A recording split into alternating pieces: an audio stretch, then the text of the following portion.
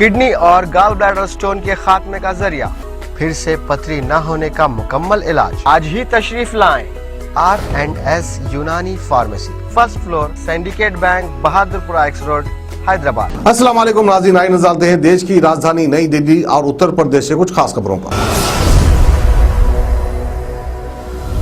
Delhi NCR में कल से शुरू हुआ बारिश का सिलसिला जारी है। रविवार रुक रुक कर बारिश होती रही और शाम को शुरू हुई बारिश देर रात से जारी है। दिल्ली एनसीआर में मूसलाधार बारिश चल रही है।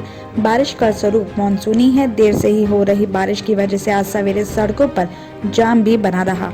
तो वहीं दिल्ली एनसीआर में रविवार को तेज बारिश दर्ज की गई। दोपहर के टाइम बादलों की वजह से कुछ देर के लिए पूरा आसमान काला हो गया था। उससे उजाले के टाइम ही अंधेरा छा गया था, जिसके बाद तेज बारिश रिकॉर्ड की गई। शाम 5:30 बजे तक दिल्ली में 16.9 मिलीमीटर बारिश रिकॉर्ड की गई। अगले 24 घंटे में भी दिल्ली में तेज बारिश की संभावना बनी हुई है। इसे लेकर मौसम विभाग ने येलो अलर्ट जारी किया है।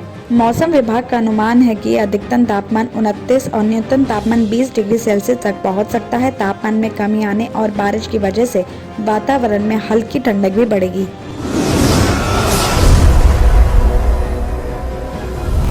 राजधानी में आज से प्रदूषण के खिलाफ दिल्ली सरकार का रेड लाइट ऑन गाड़ी ऑफ अभियान शुरू हो गया है। इसके तहत दिल्ली के 100 चौराहों पर 2500 वॉलंटियर तैनात हैं और इसमें से 90 चौराहों पर 10-10 और मेन 10 चौराहों पर 20-20 परिवहन मार्शल तैनात हैं। सभी चौराहों पर सिविल डिफेंस कर्मी हाथों में प्ले कार्ड लेकर रेड लाइट पर लोगों से गाड़ी के इंजन को बंद करने की अपील करेंगे।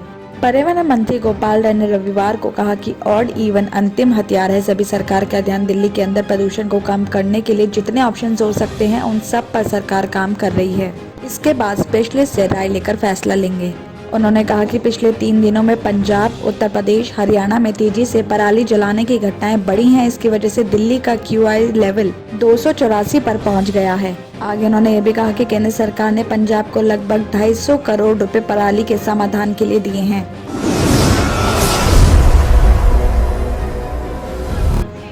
गाजियाबाद के सिद्धार्थ विहार की प्रतीक ग्रैंड कार्नेसी सोसाइटी में रहने वाले सत्यनारायण और सूर्य नारायण ने एक साथ ही जन्म लिया और एक साथ ही दोनों दुनिया से विदा हो गए।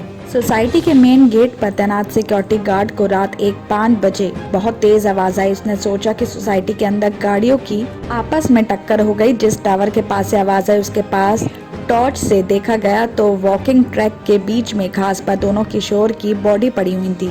गार्ड ने सोसाइटी की 25वीं मंजिल पर फ्लैट की लाइट जलती देखी। उसने बच्चों के बारे में खबर की, तभी पता चला कि उन्हीं के बच्चे हैं। घर वालों ने बताया कि दोनों भाई आए दिन बालकनी में चांद देखने के लिए खड़े हो जाते थे और काफी टाइम तक देखते रहते थे। घर वाले इस बात की आशंका जता रहे हैं कि दोनों भाई स्टूल पर चढ़कर चांद देख रहे होंगे, तभी ये हादसा हुआ है।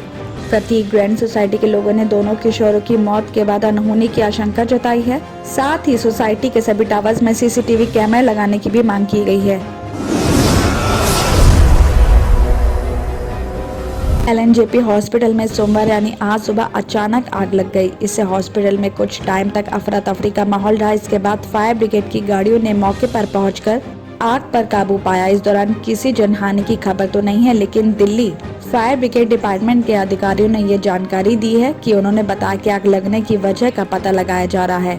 दिल्ली फायर ब्रिगेड डिपार्टमेंट के निदेशक अदूप गर्ग ने कहा कि ग्राउंड फ्लोर पर इमरजेंसी वार्ड में सेमिनार रूम में रखे चार्जिंग उपकरणों, बैटरीज और गद्दे और दूसरी चीजों में आग लग गई। उन्होंने कहा कि हमें रात करीब 12:20 बजे कॉल पर LNJP हॉस्पिटल के इमरजेंसी वार्ड में आग लगने की खबर मिली थी, जहां मौके पर आग बुझाने के लिए 6 गाड़ियां भेजी गईं। आग लगने से हॉस्पिटल में अफरा तफरी भी मच गई थी, लेकिन हॉस्पिटल प्रशासन ने इस पर कोई बयान नहीं दिया है। इसी खबर के साथ आपको ये भी बता दें कि दिल्ली के गांधीनगर में रघुवीरपुरा 2 की गली नंबर 1 के कपड़े की भी एक दुकान में आग लग गई। मौके पर फायर ब्रिगेड की 9 गाड़ियां वहां भेजी गईं।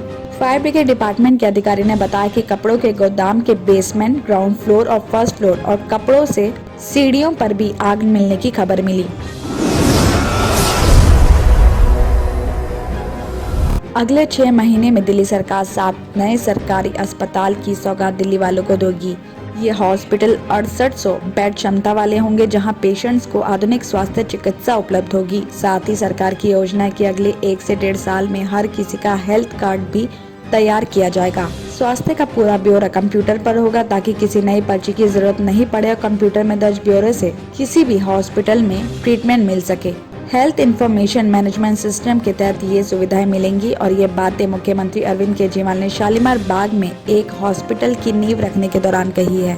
आपको बता दें कि उन्होंने रविवार को शालीमार बाग में 275 करोड़ रुपए की लागत से बनाए जा रहे 1430 बेड क्षमता वाले हॉस्पिटल की नींव रखी। और इस अवसर पर मुख्यमंत्री ने कहा कि ये पूरे वर्ल्ड में एक नया रिकॉर्ड होगा कि दिल्ली सरकार अगले 6 महीने में 6800 बेड क्षमता वाले 7 नए सरकारी हॉस्पिटल बना लेगी। ईमानदार सरकार की वजह से काफी सस्ती लागत से हॉस्पिटल तैयार हो रहे हैं। पहले एक सामान्य बेड बनाने पर 1 करोड़ रुपए की लागत आती थी, लेकिन इस टाइम सरकार एक आईसीयू बेड पर सिर्फ 20 लाख रुपए खर्च कर रही है।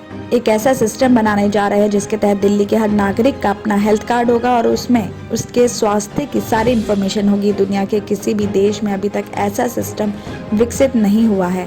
केजरीवाल ने आगे ये भी कहा है कि अगर कोरोना की तीसरी लहर आती है तो एक जिम्मेदार सरकार होने के नाते सभी जरूरी कदम उठाए जा रहे हैं।